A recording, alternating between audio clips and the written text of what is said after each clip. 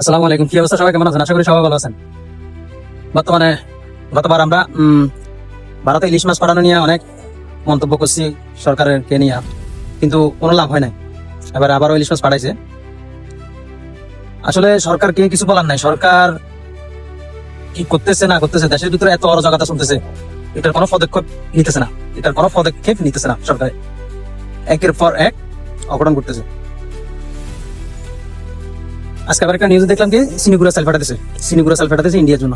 কিছু ওখানে সুশীল আছে, মেহমান আছে, এদেরকে মেহমানদারি করার জন্য গন্ধযুক্ত চিনিগুড়া চাল খাওয়াবে ওনাদেরকে।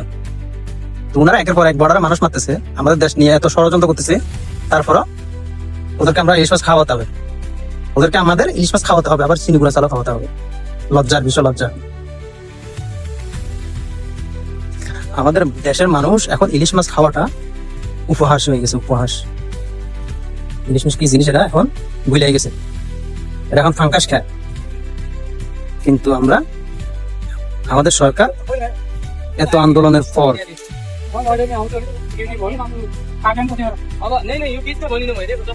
দেশের মানুষ এত আন্দোলন করতেছে, তারপরে এদের কোনো বোধগম্য হইতেছে না।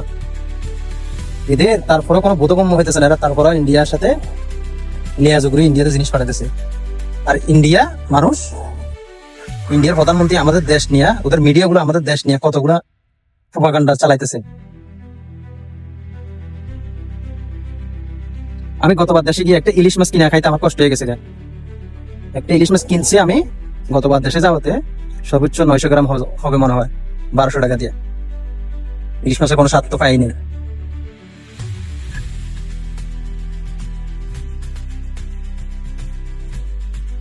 অনেক শখ করে ইলিশ মাছ কিনে ইলিশ মাছের কোনো স্বাদ পাইনি।